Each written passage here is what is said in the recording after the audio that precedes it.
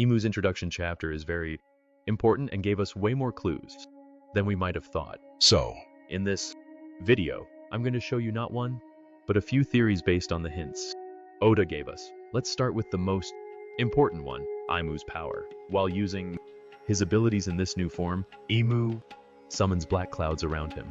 Possibly, that's what's called Maki. We already know that Imu and Luffy's powers are exact opposite. So in the same way, Luffy should have white clouds around him in his final form. A black Nika with white clouds as described in the Harley. Text suggests that the Nika fruit still has a final form and Gear 5 is just the base form of Nika. Luffy mentioned that he feels the most free while using Gear 5, which makes sense because he's becoming the base Nika, the freest man who liberated the slaves. But no one has ever mentioned that it's his strongest form. I believe Luffy can become and will become way more powerful by learning new Nika gears the same way. He learned how to maximize his original Gomu Gomu fruit. You can also predict what some of the powers of Luffy's final form might be. Imu, thanks to his power, has the ability to heal and boost his allies. That immediately makes me think that Luffy might be able to do the same. If Imu uses Omen, the black fire that boosts his allies, then Nika might have the mother flame or some kind of sun flame that heals and energizes his crew and other allies, similarly to Naruto in the Fourth Great Ninja War. The same black flames were used during Saturn's execution scene. There are two possibilities. The first one is that Imu canceled the deep sea contract that extended Saturn's life. so, When Imu took back the power he had bestowed onto Saturn withered away into nothing because that's what he would have been if not for the immortality granted by the Covenant. The second option dives even deeper. The five Elders and Gorosei seem to have multiple unnatural abilities like full damage, recovery, agelessness, and teleportation, or summoning through magic circles. The reason for that might be that through Imu's Omen power, they were able to host multiple devil powers within their bodies. so, When Saturn had all of those omens drained from him, he could no longer withstand those powers, and that's what triggered the explosion phenomenon, the same kind that's said to occur when someone eats two devil fruits. There's a reason why I showed you this option as well, because now we're going to talk about the man marked by flames. I believe the man marked by flames was a former holy knight, and I'll explain why. There's a reason why this mysterious man and the holy knights were introduced at nearly the same time, and also why Imu and the black flames were revealed before him, which before this chapter seemed unreasonable. In chapter 1168, we were told that Shanks left Marijois right before officially becoming a holy knight. At first, it seemed like Shanks simply needed to complete a few missions and then he would become one, but that's not actually how it works. The final mission wouldn't have changed much at all. The five elders stated that only 13 people can possess the depths and abyssal covenants at one time. Since the elders themselves also have covenant-related abilities, this suggests that there are only 8 full-fledged holy knights at any given time. Becoming a holy knight isn't about completing missions, it's about filling a numbered position. If one leaves, another must take their place. This is perfectly demonstrated. When Harold became a holy knight, out of nowhere, the Gorosei offered him the position because he was the next choice after Shanks. This means the Gorosei were actively searching for a replacement to fill an empty seat, and once Shanks left, Harold became their next option. And this isn't the first time we've seen this kind of system in One Piece. When a young Yonko was overthrown, a new Yonko was announced. The same thing happens with admirals, the Shichibukai, and even the Gorosei themselves. When Imu punished St. J. Garcia Saturn at Egghead, Figureland, Garling became a member of the Gorosei within minutes. And this is where things get really interesting. When Garling became a Gorosei, a position among the Holy Knights was left empty. Shortly after that, Shamrock and Gunko went to Elbaf to recruit Loki. The numbers must always be maintained. so, What exactly happened 14 years ago? All of a sudden, a Holy Knight had to be replaced, after which Harold became one of them. We saw that Saturn was burned by Black Flame at the moment of his death. What if the man marked by flames was a former holy knight who escaped from Imu, was burned in the process, but somehow survived? The epithet man marked by flames would fit perfectly in that case. Being burned by Imu's black flames seems far more reasonable than being burned by a Kainu, Sabo, or any other character, especially considering we are in the final saga.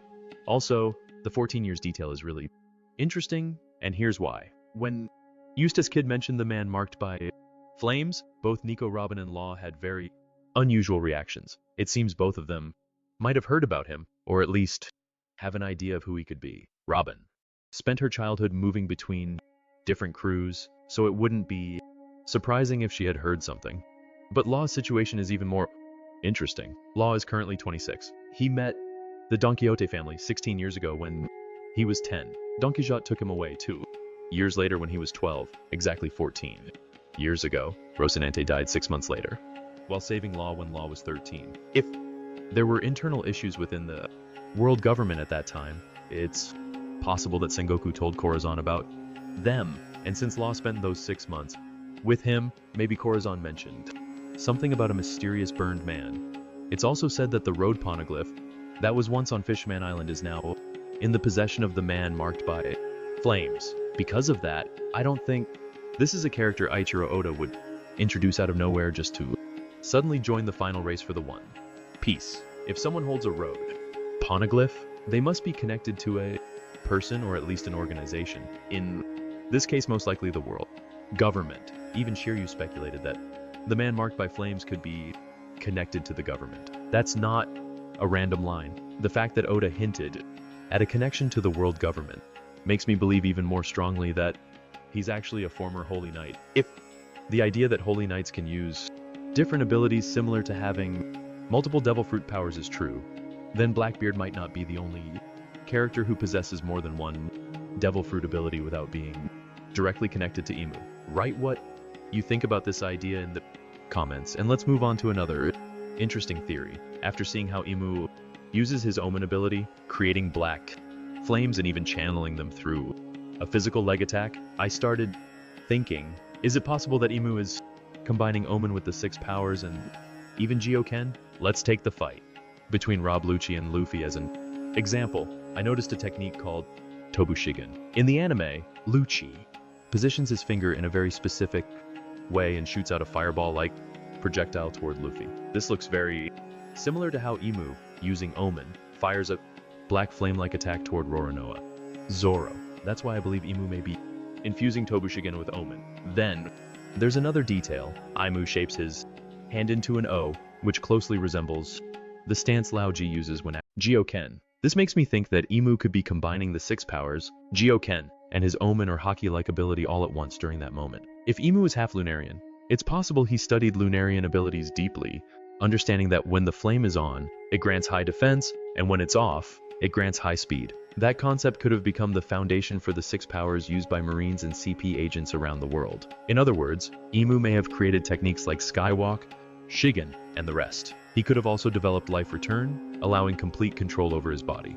This might connect to the moment we saw Imu emerge from the dark silhouette. His size had changed, suggesting the use of Life Return. Then comes Gyoken, the ability that allows an older person to access and fight using their youthful prime. This could also have been established by Imu. Given his age, it's possible that he's currently using Gyoken to fight in his prime form. All of this would give him a massive advantage. Instead of relying solely on Lunarian traits, he developed himself into a jack-of-all-trades, maximizing his abilities. The one thing he never obtained was the Lunarian flame. That could be why his Omen or Devil Fruit ability manifests as dark flames, essentially replacing what he lacked and turning him into something more devil-like. It would make a lot of sense for Imu to be the originator of these martial arts systems. Lacking the natural flame of a Lunarian, he found another path, studying, adapting, and evolving his abilities to become the powerful warrior we see now. Instead of normal flames, Imu has these strange circular black flames with eyes. And like everything else in One Piece, those eyes might carry some deeper meaning. Yeah, the most obvious idea is that they parallel biblical angels, but it could also be a reference to peacock tail feathers, which display multiple eye-like patterns. We already know how Eiichiro Oda often gives symbolic importance to birds throughout the One Piece story. There's another interesting connection as well. In Hindu mythology, there is a god named Kartikeya, also known as Murugan, the son of Shiva. Even the name starts with Mu, similar to Imu.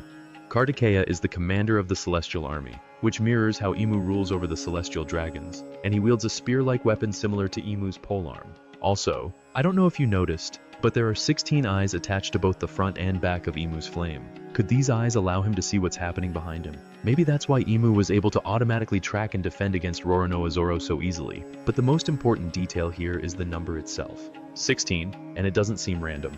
In katakana, the two syllables in Imu's name can also be read as 1 and 6. In Don Quixote Doflamingo's backstory, a man from the lynch mob mentions that his sons were shot 16 times simply for crossing the path of the world nobles. Later, Doflamingo uses 16 holy bullets as his final attack against Luffy. Then there's the Mother Flame weapon, which Imu ordered to be dropped on Lulusia. It consisted of 16 rays of light and annihilated the kingdom. Even Silver's Rayleigh, who knows the true history, told Luffy to ring the bell 16 times. So the question is, does this number have a deeper connection to the celestial dragons? In tarot, the number 16 corresponds to the tower. It symbolizes sudden, massive change, and when reversed, it can represent resistance to change. That's actually perfect symbolism. Luffy represents change, while Imu represents something fixed and unchanging. The Tower card also appears in Basil Hawkins' deck, especially during his battle with Killer, further reinforcing the importance of this number within the story. From the Tarot card, we see that the Tower is struck by lightning, and I believe that eventually that's how Imu will fall. Lightning is a recurring image in One Piece. We see it in the eyes of Rocksteady, Zebek, in the skies after the God Valley incident, wielded by Gear 5 Luffy, and even back in chapter 100 when Luffy was about to be executed on the tower. Lightning goes hand in hand with the storms that the D-Clan brings. At the start of the Elbaf arc, we saw Road as the fake sun god along with his 3 subordinates, a rabbit, a crow, and a giant snake. There was also a giant cat that the Straw Hats managed to tame, and in the end that cat was the one that helped them escape. Before they escaped, Nami attacked Road with a lightning strike. Of course, Road survived. It wasn't a fatal blow. Oda likely did this intentionally. I believe that at the end of this arc, Loki and Luffy with their lightning-related powers and possibly Nami with Zeus as well, will strike Imu before escaping. And in the end, that might be exactly how Imu falls, through lightning, possibly even combined with a final attack from Monkey D. Dragon. That's it for today. Write what you think about these theories down in the comments, and if you want to see more about Imu's past and the Void Century, click this video right here. Thanks for watching. Bye.